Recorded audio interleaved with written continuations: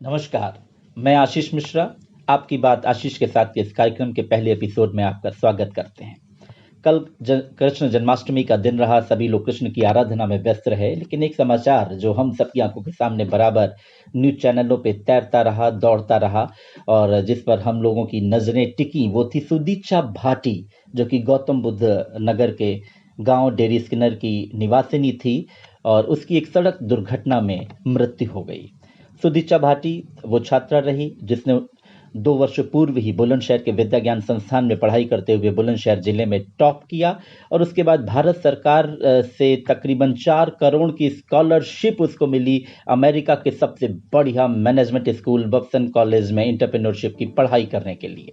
कितनी प्रतिभाशाली छात्रा वो रही होगी जिसने 98% के साथ अब इंटर में सीबीएसई बोर्ड में टॉप किया और उसके बाद उसको भारत सरकार के तमाम नियम कानूनों और अगर उसमें कोई टेस्ट भी हुआ होगा तो उसको पास करते हुए उसने 3 करोड़ 80 लाख की स्कॉलरशिप भी हासिल की और अमेरिका के सबसे बढ़िया बक्सन कॉलेज में उसने अपने भविष्य को लेकर के पढ़ाई शुरू की। खैर, कोरोना पैंडेमिक के पीरियड में उस बालिका का अपने गांव वापस आना हुआ और ये सोमवार की बात है कि सुबह वो अपने परिजन के साथ, कहते हैं कि भाई के साथ, वो अपने मामा के घर जा रही थी और इसी दौरान एक स्थान पड़ता है चरौरा के पास, वहीं पर तिराहे पर ये दुर्घटना कारित हुई। खैर, जब से मीडिया चैनल में ये न्यूज़ आई है और उसके बाद उसके परिजनों के बयान आए हैं, धीरे धीरे देखते देखते इस न्यूज़ ने हाइप पकड़ा, क्योंकि परिजनों ने आरोप लगाया कि जब वो अपने भाई के साथ अपने मामा के घर जा रही थी तो रास्ते में ही कुछ मन चले स्टंटबाजी अपनी गाड़ी पर कर रहे थे। वो बुलेट गाड़ी थी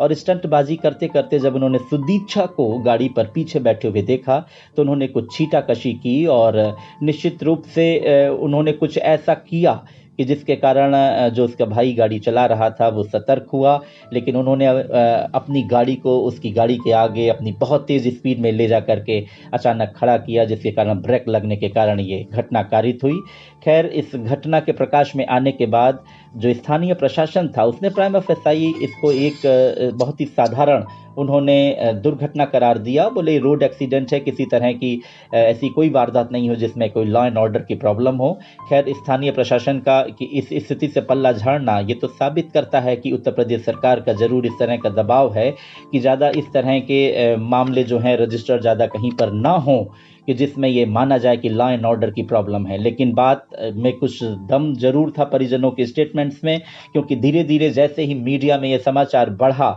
और लोगों ने प्रश्न चिन्ह खड़ा किया कि आखिर स्थानीय प्रशासन को क्या ऐसी जल्दबाजी है कि जो एक प्रतिभाशाली छात्रा जिसका इतना बड़ा फ्यूचर था और जिसके परिजन ये आरोप लगा रहे हैं जो साथ में चल रहे थे कि वहां पर कुछ ऐसा घटित हुआ है जो ये रोड एक्सीडेंट नहीं, ये हत्या का मामला बनता है, गैर इरादतन हत्या का मामला बनता है, इसकी प्रॉपर इन्वेस्टिगेशन होनी चाहिए। स्थानीय प्रशासन ने तो शुरुआत के 36 घंटे तक कोई एफआईआर दर्ज नहीं की, पर जब ये सूचना उत्तर प्रदेश सरकार के बड़े अधिकारियों तक या कहा जाए मुख्यमंत्री महोदय के कान तक पहुंची तो इसमें इसका कुछ एंगल बदला। सरकार ने कहा कि इस प्रकरण की जांच कराई जाएगी और इसके पूर्व जो वहां बुलंदशहर के जिलाधिकारी रविंद्र कुमार सिंह, जो खुद एक माउंटेनियर हैं और जिनको मैं पर्सनली बहुत एडमायर करता हूं कि बहुत अच्छे अधिकारी हैं, उनका बयान सबसे ज्यादा चौंकाने वाला था। सबसे पहले जिलाधिकारी बुलंदशहर रविंद्र कुमार सिंह जी का बयान आता है कि ये निश्चित रूप से ये एक दुर्घटना है, किसी तरह की कोई घटना नहीं है। यानी अगर सरकार एक तरफ स्पेशल इन्वेस्टिगेशन टीम के साथ इसकी जांच कराना चाहती है तो वहीं पर उस जिले के जिलाधिकारी, एडिशनल एसपी और तमाम जो और भी छोटे छोटे अधिकारी थे, स्थानीय जो पुलिस थी, उन्होंने एक स्वर में बोल दिया कि ये मात्र दुर्घटना है, घटना नहीं है। सबको इसको कवर अप करने की आखिर ऐसी जल्दी क्या थी? आखिर वो स्टंटबाज कौन थे? आखिर मीडिया को वो फुटेज मिल गया तो स्थानीय पुलिस को उस फुटेज के आधार पर वो 2 लोग जिसमें गाड़ी का नंबर भी नजर आ रहा है, वो लोग भी नजर आ रहे हैं, आखिर कैसी अलाइव है, कैसा सिस्टम है कि वो लोग नहीं मिल सके? आखिर क्या कारण था कि परिजनों के इस एंगल पर कि ये एक तरह की गैर इरादतन हत्या थी और उन लोगों की रैश और नेग्लिजेंट ड्राइविंग के अलावा उन लोगों की जो ये छेड़खानी की प्रवृत्ति थी वो एक तरह की हत्या का कारण बना, सुदीक्षा भाटी जैसी प्रतिभाशाली बिटिया के इस एंगल पर आखिर पुलिस काम क्यों नहीं कर रही थी। ये निश्चित रूप से एक ऐसा विषय बना कि हमें लगा कि अपनी बात के इस एपिसोड में, चूंकि आप सब लोगों ने जब इस न्यूज को देखा तो कोई सोच रहा था कि अगर हम जिलाधिकारी होते तो इतनी जल्दी हम रिजल्ट ना देते, या हम पुलिस के अधिकारी होते तो हम आखिर क्या करते, या खुदा न खास्ता अगर किसी ऐसी सुदीक्षा भाटी जो में आपकी बेटी होती, आपकी बहन होती, अगर उसके साथ ये घटना घटित होती तो आखिर आप क्या करते। सब एंगल से सब लोगों ने सोचना शुरू किया, लेकिन आवाज बहुत बुलंद नहीं हो पा रही थी। लेकिन मीडिया को बहुत बहुत धन्यवाद कि उनकी सक्रियता से, उनकी इसको न्यूज वैल्यू बनाने से उत्तर प्रदेश सरकार ने इसका संज्ञान लिया, सिट गठित की और एसआईटी गठित होने के कारण ही 36 घंटे बाद ही सही तो कम से कम एफआईआर तो दर्ज हुई। लेकिन एफआईआर भी जिस सेक्शन में दर्ज हुई वो ऐसा करता है कि एफआईआर दर्ज होने का फायदा क्या। एफआईआर तो रूटीन वे में दर्ज हुई, अगर कोई दुर्घटना होती है और उसमें अगर किसी की जान चली जाती है तो आईपीसी के सेक्शन 289 में या 184 में, 192 में एफआईआर दर्ज होना तो एक रूटीन प्रोसेस का काम है। और इसमें चूंकि हत्या हुई थी तो इसमें 304 ए जोड़ दिया गया, जिसमें जो डेथ है वो नेग्लिजेंस के कारण हुई। पर अगर परिजनों के बयान को अगर आप आधार बनाएं, परिजनों के बयान के आधार पर अगर एफआईआर दर्ज की जानी थी, जैसा कि आज पता चला है कि सुदीक्षा भाटी के पिताजी के स्टेटमेंट या उनकी दी हुई एप्लीकेशन के आधार पर प्रथम सूचना रिपोर्ट दर्ज की गई, तो ये 304 ए का नहीं, ये सीधे सीधे 304 का मामला बनता था।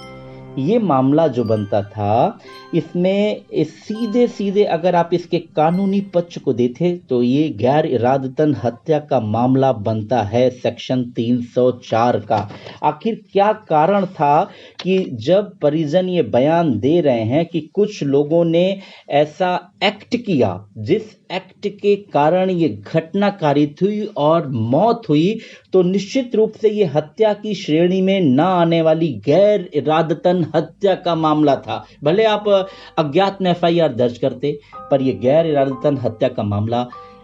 की कोशिश या गैर इरादतन हत्या का मामला दर्ज करना चाहिए था, जो कि फिलहाल पुलिस ने दर्ज नहीं किया है। अब जब वो पहले से निर्णय निकाल के बैठे हैं कि ये एक रोड एक्सीडेंट है, इसमें ना छेड़खानी हुई है, ना इसमें इस किसी तरह की स्टंटबाजी के एविडेंसेस हमारे सामने आए हैं, कुछ तो कुछ उन्होंने प्रत्यक्षदर्शी भी पुलिस ने ढूंढ लिए हैं, परिजन की बात को उन्होंने आधार नहीं माना, कुछ प्रत्यक्षदर्शी भी उन्होंने ढूंढ लिए हैं जो ये बता रहे हैं कि हाँ नहीं भाई कोई छेड़खानी हम लोगों ने नहीं देखी। अब आप खुद कल्पना करिए कि एक रोड पे जहां पर ऐसी वारदात होती है तो क्या आपको कुछ इस तरह के लोग मिलेंगे जो इस चीज को डिस्क्राइब करें कि छेड़खानी क्या होती है, और उन्होंने उस तरह की छेड़खानी नहीं देखी। स्टंटबाजी करते हुए लोग अगर कोई स्लैंग पास करते हैं किसी लड़की को लेकर के, या कोई सीटी बजाते हैं या कोई अश्लील हरकत करते हैं, तो उसको कितने लोग वहां पर उस तरह से नोट कर पाएंगे और वहां पर प्रत्यक्ष गवाही बनेंगे। तो इसमें निश्चित रूप से जो गाड़ी चला रहा था या जो परिजन स्टेटमेंट दे रहे हैं उन पर पुलिस को भरोसा करना चाहिए।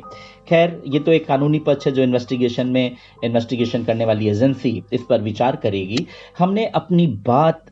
जो आपकी बात बनी है इस कार्यक्रम में, इसको क्यों रखा। आप सुदीक्षा भाटी के जीवन पर जाइए। एक अंडर प्रिविलेज परिवार से, उसके जो पिता हैं वो चाय बेचने वाले रहे, एक गरीब परिवार से प्रतिभाशाली छात्रों को निकालना, ये जो HCL का शिव नादर फाउंडेशन है, उसको विद्या ज्ञान संस्थान है, वो ऐसे अंडर प्रिविलेज फैमिली के प्रतिभाशाली बच्चों को निकाल के उसके दुनिया के टॉप बच्चों के लेवल में खड़ा करने की कोशिश करता है। यानी आप ये देखिए कि कितनी एक बड़ी प्रक्रिया है कि वो बच्चे जो कभी कल्पना भी नहीं कर सकते हैं कि वो देश और विदेश में घूमेंगे, उनको अमेरिका के सबसे प्रतिष्ठित कॉलेज में पढ़ने का मौका उस विद्या ज्ञान के कारण मिला। और वो बच्ची जब इंडिया आती है और एक इस तरह के मंचलों के कारण घटना का शिकार होती है, तो यहीं का सिस्टम ऐसा होता है कि इस पूरी को इन्वेस्टिगेट नहीं करना चाहता है। क्या सुदीक्षा भाटी जैसे लोग क्या गली नुक्कड़ में हर जगह पाए जाते हैं? नहीं, ऐसी बात नहीं है। सुदीक्षा भाटी जैसी बिटिया कोई पूरे जिले में 1 या 2 होते हैं। आप खुद अपने जिलों में देखिए, जो लोग इस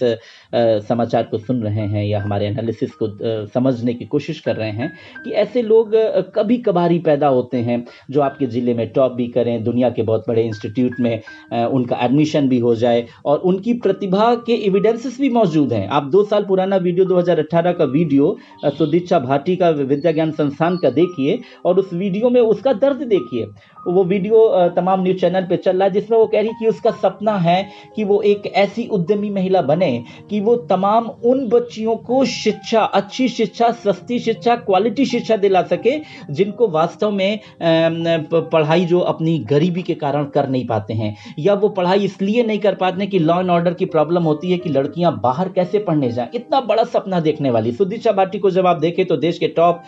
उन महिलाओं एंटरप्रेन्योरशिप को अपने नेट में डाल के निकालिए और देखिए जो इसी तरह की बेटियां हैं। हमने भी कुछ ऐसी बेटियों की जीवन खंगाला, जिसमें अदिति गुप्ता, अदिति बलबीर, अंकिता गावा, चित्रा गुरनानी डागा, ऐसी तमाम शख्सियत हैं जो इस तरह से आगे बढ़ी और आज वो देश में टॉप वुमेन एंटरप्रेन्योरशिप में उनका नाम आता है। ऐसी सुदीक्षा भाटी थी, उसके अपने सपने थे। ये बेटी आपकी भी हो सकती थी, हमारी भी हो सकती थी, समाज के किसी भी व्यक्ति की हो सकती थी, पर उस बेटी को लेकर के उस सिस्टम ने क्या सोच दिखाई इस घटना को लेके, ये कहीं ना कहीं ये दिखाता है कि ये पुरुषवादी जो समाज है अभी भी प्रतिभाशाली बच्चियों को बढ़ने में केवल नारे गढ़ता है। ये अधिकारी लोग काम दे देते हैं ठेकों पे कि जाओ लिखो बेटी बचाओ बेटी पढ़ाओ, हर स्कूल की दीवार पे लिख दो, हर शहर की हर गांव की दीवार पे लिख दो, पर बेटी बचाओ और बेटी पढ़ाओ के नारों पे उतना फॉलो नहीं करते, क्योंकि बेटी गवाओं का कॉन्सेप्ट कुछ ज्यादा बनता जा रहा है। इन तमाम चीज़ों पर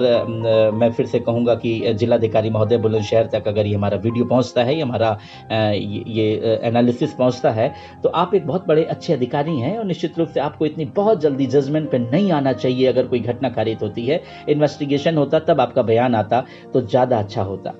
कहाँ है महिला आयोग? भाई उत्तर प्रदेश के महिला आयोग को इसमें तुरंत संज्ञान लेना चाहिए था। महिला आयोग की तमाम सदस्य जो हैं वो नोएडा, बुलंदशहर, उसी क्षेत्रों से आती हैं। कहाँ हैं उन महिलाओं के? अभी तक कोई स्टेटमेंट नहीं सुनाई पड़े हैं। एक बच्ची के साथ ऐसा हुआ। HCL की जो फाउंडर हैं रोशनी नादर मल्होत्रा, ये शिव नादर की बेटी हैं, खुद एक मातृशक्ति हैं, और जो उत्तर प्रदेश में 2 कैंपस हैं, बुलंदशहर और सीतापुर, इन दोनों कैंपसेस में अक्सर उनकी विजिट होती है। वो हर प्रतिभाशाली बच्चे पे नज़र रखती हैं, उसको आगे बढ़ने में, भारत सरकार की स्कॉलरशिप तक दिलाने में उनका योगदान रहता है। तो निश्चित रूप से उनको भी इसका संज्ञान लेकर के जांच एजेंसी और तमाम लोगों से कहना चाहिए कि इसमें फेयर इन्वेस्टिगेशन करें। चूंकि एक प्रतिभा की इसमें मौत हुई है, वो प्रतिभा देश के भी बहुत काम आ सकती है, पर जिस तरह से सिस्टम ने इसमें आंख मूंदने की कोशिश की और एक प्रतिभाशाली बिटिया का जिस तरह के से इस